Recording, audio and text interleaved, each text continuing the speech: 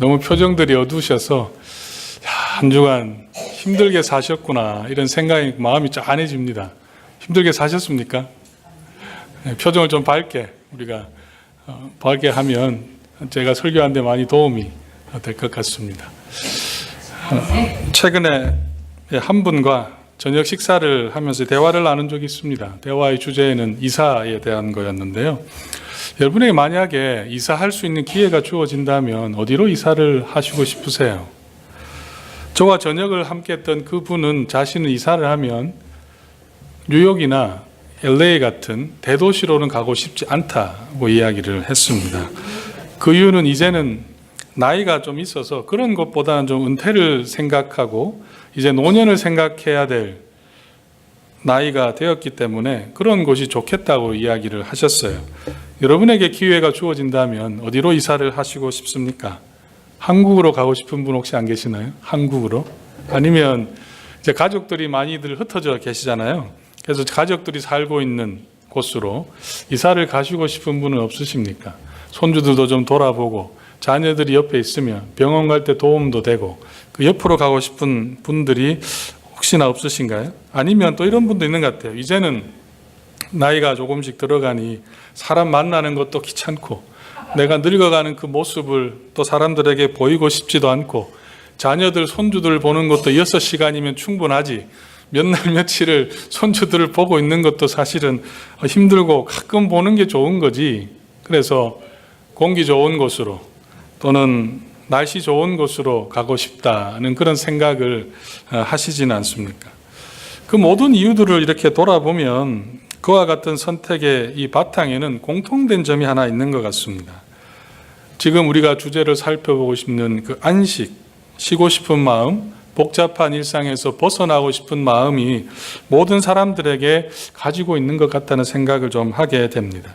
그런데 우리가 지상 낙원과 같은 곳으로 간다고 할지라도 여러분이 사랑하는 그 자녀들 옆에 간다고 할지라도 우리가 그렇게 원하는 그 평화, 안락함, 안식, 쉼이라는 것이 과연 주어질 수 있을까요? 여러분들이 미국에 올 때 한번 생각해 보시죠. 미국이라는 나라는 잘 사는 나라라고 생각했을 겁니다. 그래서 나에게 조금만 노력하면 고생에서 벗어날 수 있겠다. 과거에 많이 썼던 말이 Dream come true, 꿈이 이루어지리라 그런 기대를 가지고 아마 많은 분들이 오셨을 겁니다. 한국보다는 내 삶이 좀 더 윤택하게 만들어주지 않을까 하는 그 기대와 확신이 없었다면 이민을 선택하지는 않았을 겁니다. 그런데 그 기대한 대로 여러분의 삶이 펼쳐지고 있습니까? 그 기대한 대로 여러분 다 이루셨습니까? 제가 여러분의 삶을 쭉 돌아보면 된 것도 같고 안 된 것도 같다는 생각을 많이 해요. 왜냐하면 모든 사람에게는 근심과 걱정이 있기 때문입니다. 물질이 많으면 건강에 문제가 있기도 하고 건강이 있는데 또 물질에 여유가 없어서 은퇴할 나이가 되었지만 일하지 않고서는 생활이 힘든 분들도 제가 보게 됩니다. 때로는 어떤 분들 중에는 차라리 미국에 오지 않았다면 더 나은 삶이었지 않았을까 그런 생각을 하게 되는 분들도 간혹 만나기도 합니다. 또 다른 예를 제가 하나 들어보겠습니다. 그런 경험이 있으실 거예요. 많은 분들이 이제 여름에 우리도 휴가를 가신 분들 또 돌아오신 분들 여러분들이 이제 계시는데 많은 분들이 여행을 떠나면 저도 이렇게 여행을 가보면 2주 이상 좀 지나면 느낌이 딱 하나 오는 게 있어요. 처음에는 참 좋습니다. 새로운 문화, 환경, 음식이 좋은데 한 2주 정도 지나게 되면 그것도 이제 다 싫은 거예요. 이제는 피곤하고 여행 다니는 것도 이제는 귀찮아지는 겁니다. 그때부터는 집이 그립고 화려한 호텔보다 또 먹기 좋은 보기 좋은 음식보다는 내 집에 삐걱거리는 침대가 더 좋고 집밥이 더 좋은 때가 찾아오게 된다는 겁니다. 그렇지 않습니까? 왜 그럴까? 저의 생각으로는 장소의 그 변화가 우리에게 참된 안식을 주지 않기 때문이 아닌가 그런 생각들을 하게 되었습니다. 아무리 좋은 곳이라 하더라도 지상낙원 같은 곳이라고 하더라도 진정한 안식을 주지 않는 것이죠. 오늘 말씀에 나오는 것처럼 참된 안식을 주는 여호수아와 이스라엘 백성이 기대했던 그 가나안 땅, 그 약속의 땅은 우리가 살아가는 이 땅 속에서는 없다는 사실을 우리는 깨달아야 된다는 겁니다. 오늘 우리가 읽은 말씀은 히브리서 4장 1절에서 11절 말씀입니다. 잠시 히브리서 이 말씀을 좀 이해하기 위해서 배경을 살펴보면 히브리서는 누가 썼는지 잘 알 수 없는 그런 서신입니다. 그래서 히브리라는 말을 신학생들은 가끔 이렇게 이야기, 사투리를 좀 써서 히브리서를 읽으면 사람들이 히브리하게 된다. 왜냐하면 너무 어려운 말씀이기 때문에 정신이 혼란스러워진다. 이제 그런 표현으로 신학생들끼리 농담을, 제가 이런 표정이 지금 밝게 돌아오려고 제가 지금 이런 말들을 하고 있는 겁니다. 그렇게 이야기를 합니다. 저자가 정확하게 알려져 있지 않아요. 그리고 이 편지가 쓰여진 그 시대는 일반 학자들에 따라 조금 다르긴 한데 일반적으로 한 30년, 40년, 또 길게는 어떤 분은 약 예수님이 돌아가시고 나서 40년 이후에 쓰여진 것이라고 추측하기도 합니다. 일반적으로 한 3, 40년 고 어간인 것 같아요. 그렇다면 한 세대를 40년으로 잡는다면 믿음의 1세대들은 거의 다 사라져가고 있는 그 상황이죠. 그들의 상황을 이렇게 한번 제가 이해를 돕기 위해서 한번 이런 예를 들어보겠습니다. 한국에서 이민 온 1세대와 2세대의 차이를 여러분 알고 계십니까? 1세대와 2세대의 차이. 저는 최근에 그걸 다시 한번 생각했는데요. 차를 타고 가는데 저희 둘째 아이가 있습니다. 둘째 아이 둘 다 2세는 아니에요. 여기서 초등학교 엘리멘트리부터 나왔기 때문에 제가 볼 때는 1.5세나 1.7세 사이, 그 사이인 것 같아요. 이 두 아이를 이제 다니고 있는데 둘째에는 언니가 하나 있어요. 보통 1세대들은 언니를 말할 때는 뭐라고 이야기합니까? 언니라고 하든지 아니면 한국 사람들이 잘 쓰는 말이 있잖아요.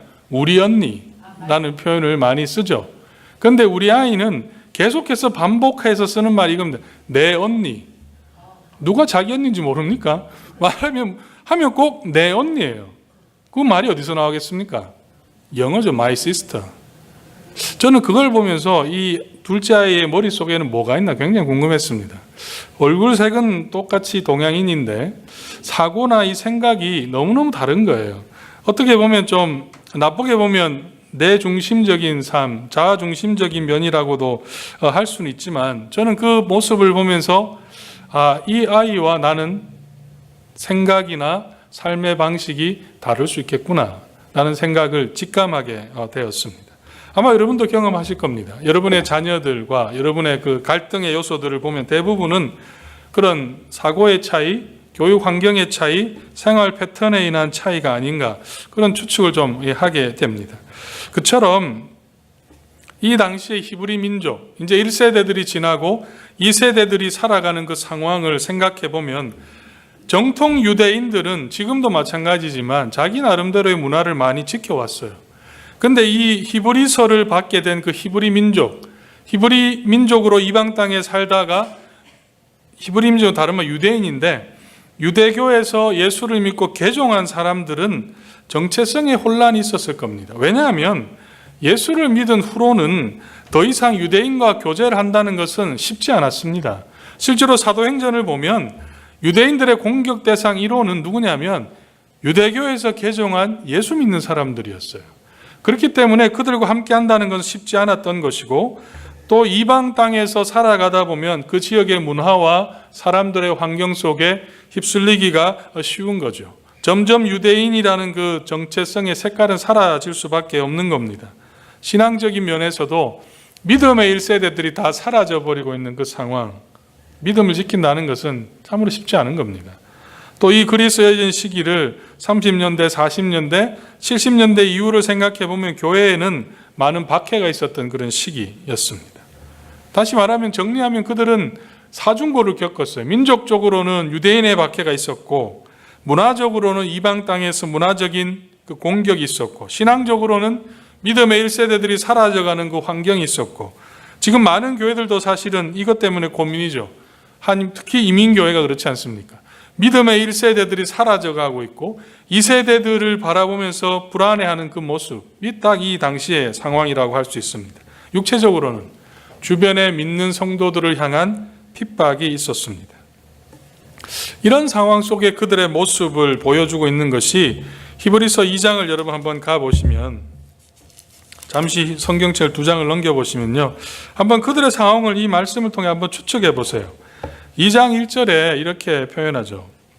그러므로 우리가 들은 것에 더욱 유념함으로 우리가 흘려 떠나가지 않도록 함이 마땅하다. 지금 어떤 상황입니까?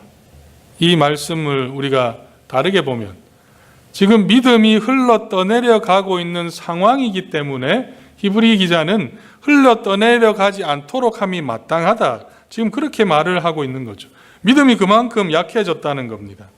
3절에도 보면 이런 표현이 나옵니다. 우리가 이같이 큰 구원을 등한히 여기면 어찌 그 보응을 피하리오. 여기서 보응은 심판을 말하는 건데요. 이 말의 의미는 지금 이 히브리 이 유대인 성도들 중에 믿음의 그 소중함, 그 가치가, 그 구원의 소중함의 가치가 점점 사라져가고 있는 상황을 지금 이것을 통해서 보여주고 있는 것이죠.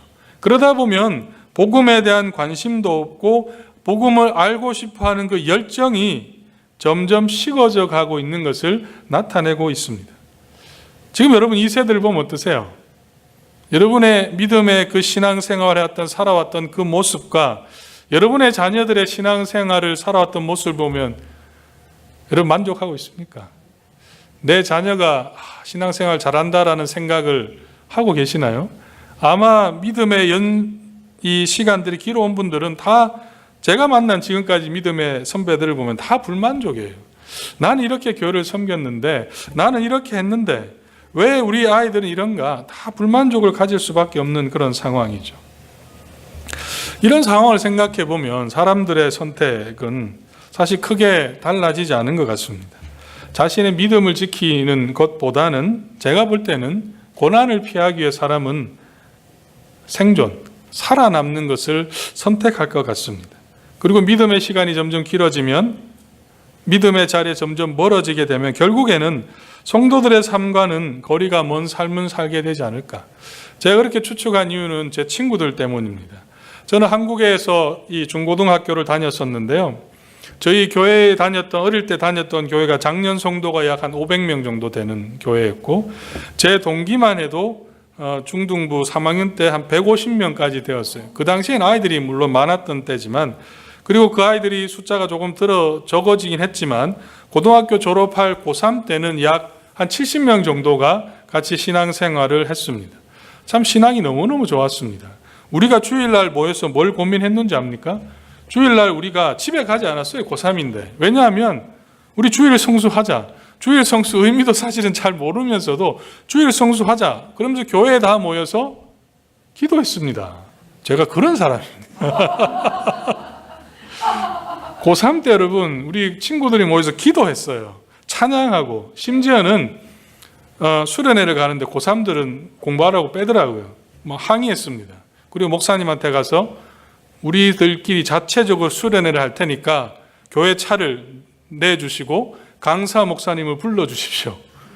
고3 때 8월 달에 같이 수련회를, 고3들만을 위한 수련회를 가질 만큼 아주 믿음의 열정이 많았던 시절이었죠. 그런데 요즘 이 네이버라는 그 밴드 모임을 많은 분들이 하시잖아요. 그 밴드 모임을 하다 보면 그동안 관계가 끊어졌던 친구들이 이렇게 연락이 다 됩니다. 그런데 놀라운 것은 거의 절반 이상의 친구들이 교회를 다니지 않았습니다. 거의 절반 이상의 친구들이 교회를 떠났어요. 제가 교회를 떠났다는 말은 믿음을 떠났다라고 저는 단정 짓고 싶지 않기 때문에 교회를 떠났어요. 제가 참 안타까웠습니다. 왜 그랬을까? 제 나름대로 그 아이들을 하나하나 돌아보면 그 대부분의 아이들이 믿음의 공동체, 고3 때까지 믿음의 공동체에 있었던 아이들인데 결국은 타 대학으로 지방으로 가게 되고 또 직장을 따라서 가게 되고 흩어지면서 혼자 남게 되더라고요. 혼자 남게 되면서 결국은 세상이 그렇잖아요. 한국 같은 경우는 믿음으로 살아가는 것은 너무너무 힘듭니다. 그 속에서 살아남기 하다 보면 한 주 교회를 빠지게 되고 2주 빠지게 되고 그러다 보면 결국은 교회와는 점점 멀어지는 그런 삶이 되고 있는 것을 제가 보았습니다. 제가 그들한테 물어봤어요. 왜 너희들 교회를 떠났느냐? 그 친구들 하는 말이 딱 공통점이 살다 보니 이렇게 됐다. 딱 이 말이에요. 살다 보니, 그냥 살아가다 보니 마치 청바지, 새로 산 청바지에 세탁을 계속 물에 하면 어떻게 됩니까? 요즘 나오는 세탁물은 좋아서 물이 잘 안 빠지지만 옛날에는 물이 다 빠져버리죠. 딱 그와 같은 모습을 저는 친구들을 통해서 확인하게 되었습니다. 여러분의 믿음의 식구들 한번 잘 돌아보십시오. 그들이 지금 어디에 있습니까? 그들이 여전히 하나님의 교회에서 여러분의 때와 같이 충성을 다해서 믿음을 지켜가고 있고 하나님 앞에 봉사하고 있습니까? 왜 이렇게 되어가고 있을까? 이 세상의 문화, 그 환경이 문제일까요? 저는 오늘 읽은 말씀을 4장 1절부터 쭉 말씀을 보면 저는 답이 안식에 있다고 생각했습니다. 오늘 읽은 말씀 4장 1절에 보면 이렇게 기록하고 있습니다. 같이 한번 읽어보겠습니다. 4장 1절 말씀. 시작. 그러므로 우리는 두려워할지니 그의 안식에 들어갈 약속이 남아 있을지라도 너희 중에는 혹 이르지 못할 자가 있을까 염려함이라. 지금 히브리서 기자가 염려하는 것은 어떤 염려입니까? 그 믿음의 공동체 속에 이 편지를 읽는 사람들 가운데 그의 안식, 여기서 말하는 그의 안식은 영원한 안식을 의미한다고 볼 수가 있습니다. 영원한 안식, 마지막에 하나님께서 우리에게 주실 그 안식에 들어가지 못하는 자가 있을까를 지금 염려하고 있는 겁니다. 왜 그 안식에 들어가지 못하는가? 2절에 그것을 말씀하고 있는데요. 2절을 제가 읽어드리면 그들과 같이 우리도 복음 전함을 받은 자이나 들은 바 그 말씀이 그들에게 유익하지 못한 것은 듣는 자가 믿음과 결부시키지 아니함이니라. 왜 그들이 믿음의 자리에서 점점 멀어지고 있습니까? 이 말씀에 영원한 안식에 관심을 두지 않는 이유는 그들도 복음을 들었어요. 그런데 그 복음이 믿음과 결부시키지 않았다. 이 말의 뜻은 들린 그 복음을 하나의 외치는 소리로 생각했다는 겁니다. 귀를 막았다는 거예요. 말씀을 들으면서도 그 말씀에 대해 관심이 없었다는 거죠. 저는 이 장면을 묵상하면서 참 걱정이 됐습니다. 우리 교회를 보면서 혹시나 하나님의 말씀을 듣고 수십 년간 교회 생활을 해왔지만 여전히 그 복음의 말씀이 믿음과 연결되지 못한 사람이 있을까 봐 걱정이 되었어요. 여러분 중에 나는 가정의 평화를 위해서 교회로 오시는 분은 안 계시죠? 가정의 평화를 위해서. 그렇게 수십 년간 교회 생활을 하면서 주의 말씀을 들으면서도 그것이 믿음과 결부가 되지 못한 그런 분들이 우리 교회 가운데는 한 분도 없어야 되겠습니다. 이럴 때는 아멘이 나와야 돼요. 여러분은 우리 교회 성도들 중에 믿음이 없는 분이 있기를 원하십니까? 저는 한 분도 없었으면 좋겠어요.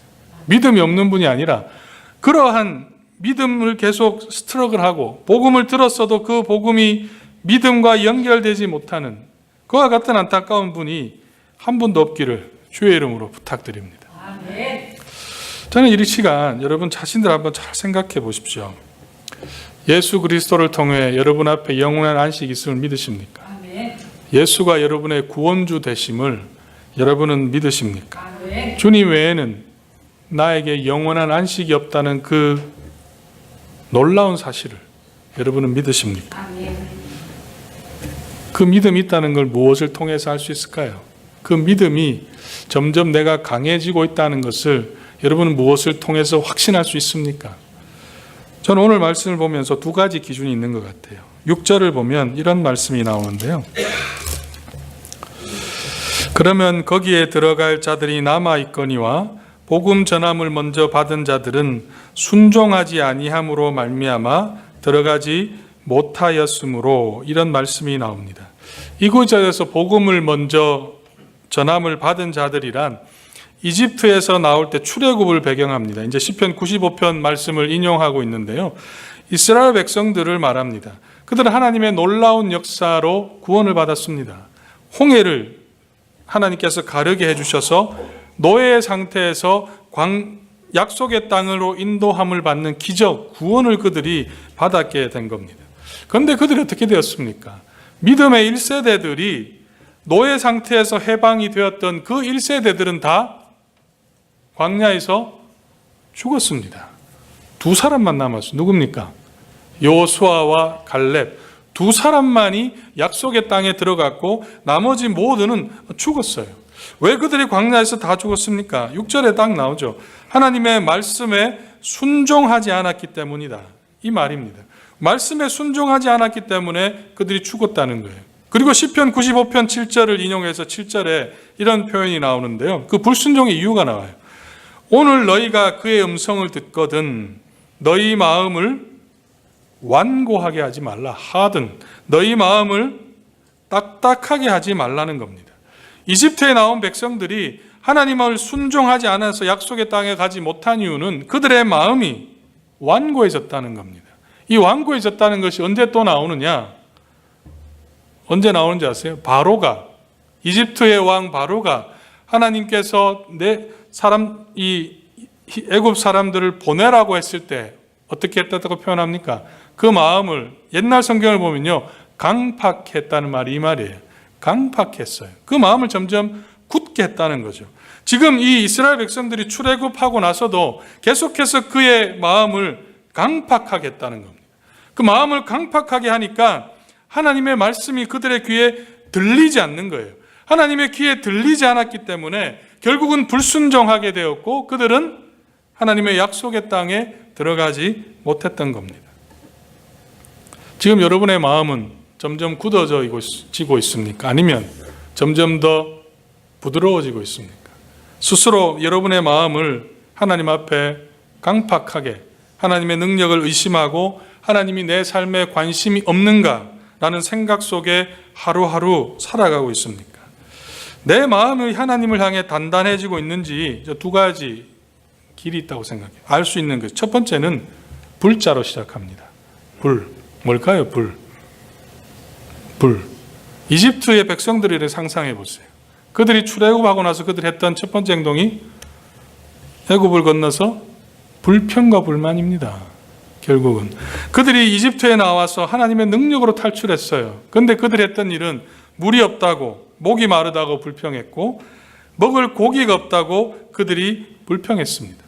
만약에 그들이 그 은혜로 그들이 구원받았다는 사실을 알았다면, 하나님의 인도하심이 있다는 것을 알았다면 그들이 생활이 힘들고 어렵다고 하나님 앞에 불평하고 원망했을 것 같습니까? 저는 아닐 것이라고 생각합니다.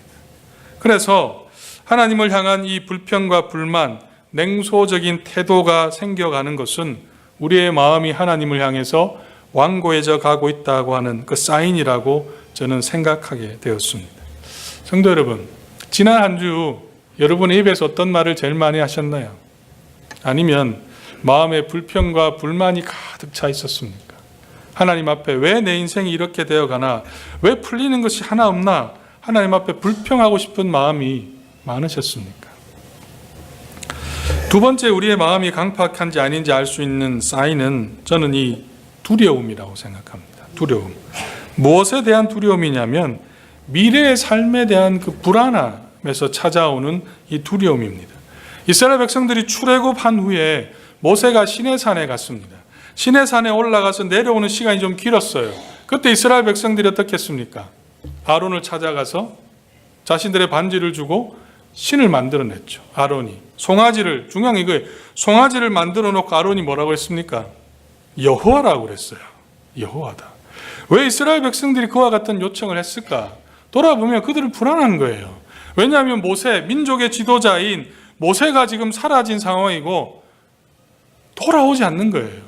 그렇기 때문에 앞으로 어떻게 해야 되나, 이 광야 속에 어떻게 살아가야 되나, 그 불안한 그 미래, 불확실한 미래가 그들로 하여금 두렵게 만들었다는 겁니다.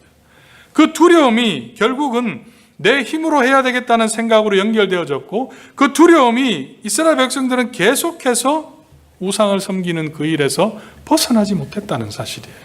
마음이 굳어져 있기 때문에 두려움이 찾아오게 된 것이죠. 그리고 불만이 생긴 겁니다. 지난주에 여러분 가슴 아픈 뉴스 기사를 여러분들 아마 기억하실 텐데요. 스타벅스의 고장인 이 시애틀의 공항에 근무하던 한 청년 사건 여러분 기억하십니까?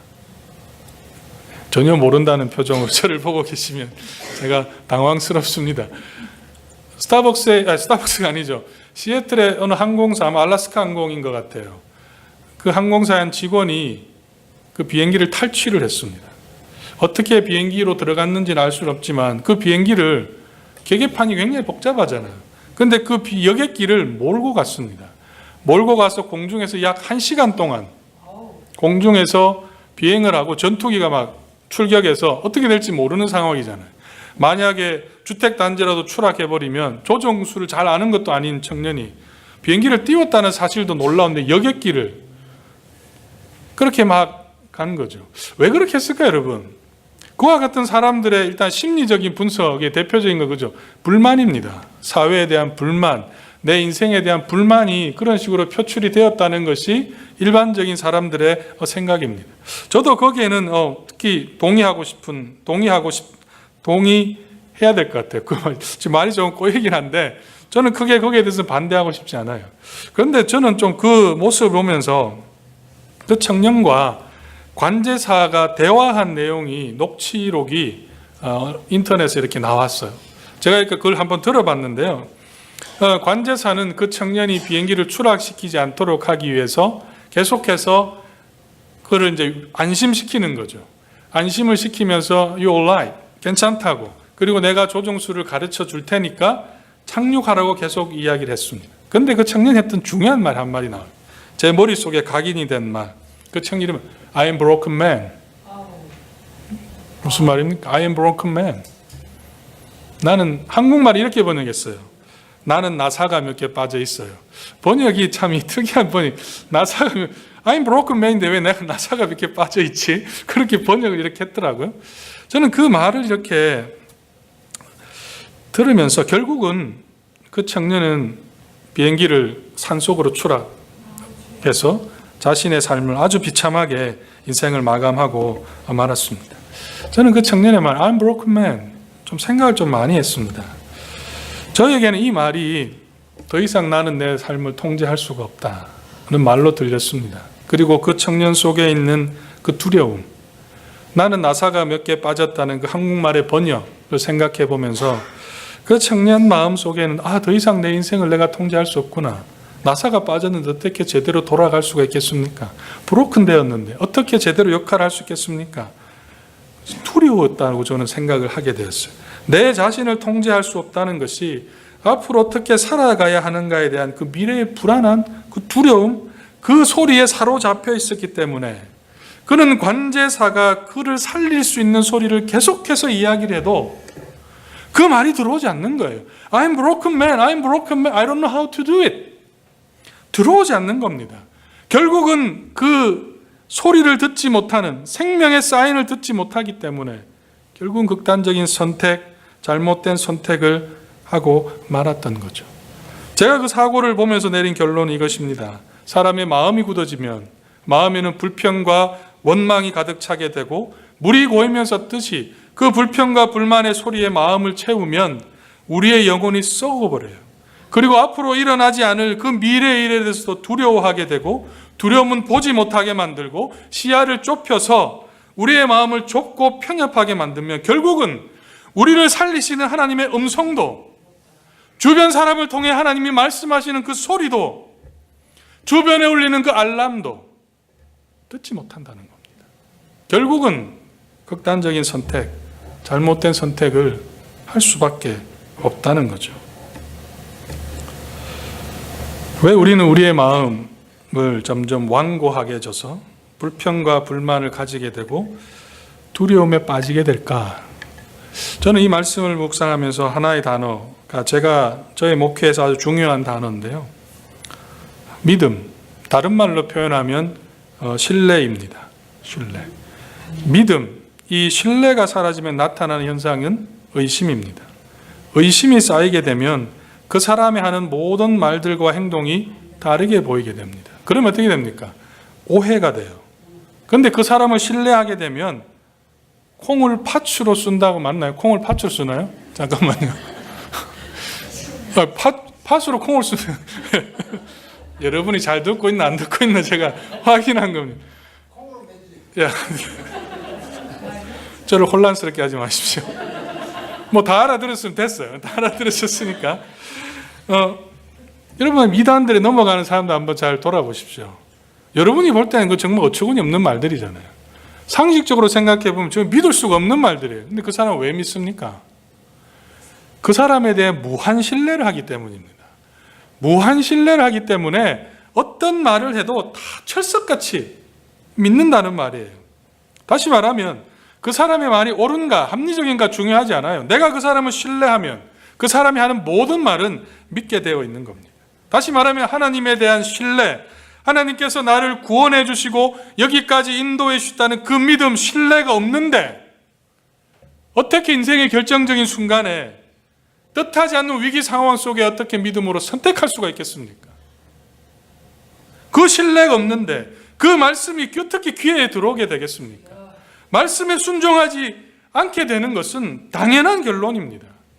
그렇다 보면 바른 선택 또한 할 수 없는 것이죠. 저는 여기에 우리가 하나님 앞에서 안식의 시간을 가져야 될 이유가 나온다고 생각해요. 11절에 이런 말씀이 나옵니다. 그러므로 우리가 저 안식에 들어가기를 힘쓸지니 이는 누구든지 저 순종하지 아니하는 본에 빠지지 않게 하려 함이라.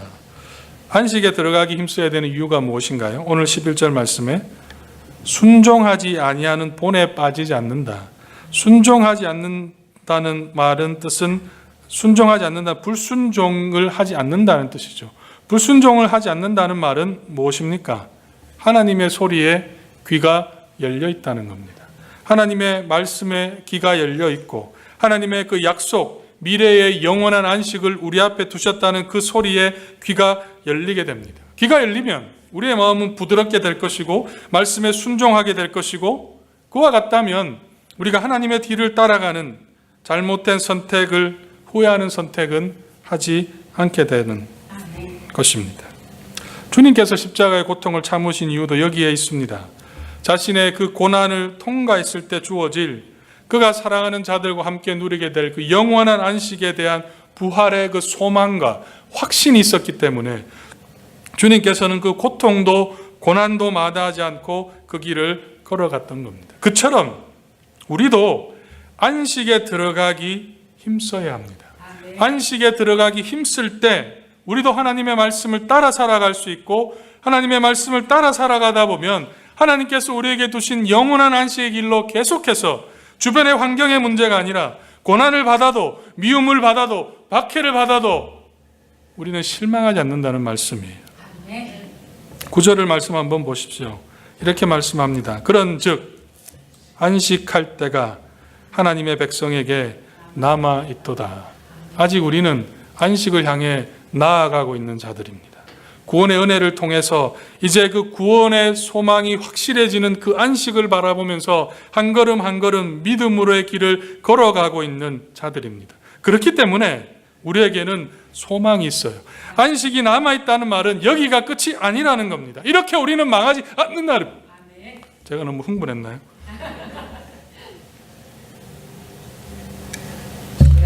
사랑하는 성도 여러분, 산을 오르는 자가 정상을 정복하는 비결이 무엇일까요? 산을 오르는 자가 정상을 정복하는 비결. 좋은 등산 장비가 우리를 정상으로 인도하지는 않을 겁니다. 저의 경험으로는 상 정상에 맛보게 될 그 시원한 바람, 그 정상에서 맞이하게 될 그 놀라운 그 아름다운 뷰, 거기서 맞이하게 될 시원한 물 한 잔의 그 소망, 그 소망이 있기 때문에 산을 끝까지 오르는 거죠. 믿음의 길도 똑같은 겁니다. 고난이 있고 박해가 있고 아픔이 있어도 오해를 받아도 미움을 받아도 우리에게 주실 그 영원한 안식이 우리 앞에 놓여져 있기 때문에 우리는 오늘도 내일도 믿음의 산을 올라야 합니다. 안식에 들어가기를 힘쓰라는 것은 우리를 위해서 영원한 평화를 준비해 두신 하나님을 향한 신뢰, 믿음을 바운스 백, 회복하라는 하나님의 말씀입니다. 그래서 우리에게는 안식의 날이, 주일이, 예배가 필요하고 삶의 멈춤이 필요하다는 말씀입니다. 사랑하는 성도 여러분, 다시 힘을 내십시다. 다시 믿음의 길을 함께 걸어가십시다. 예레미야 3장 22절 13절에 우리에게 이런 소망을 주세요. 여호와의 인자와 긍휼하심이 무궁하심으로 우리가 진멸되지 아니함이니이다. 이것들이 아침마다 새로우니 주의 성실하심이 크시도소이다. 기도하겠습니다. 사랑의 아버지 하나님, 이 안식, 이 주일의 날에 우리가 하나님 앞에 예배합니다. 우리의 마음에는 여전히 수많은 걱정과 염려가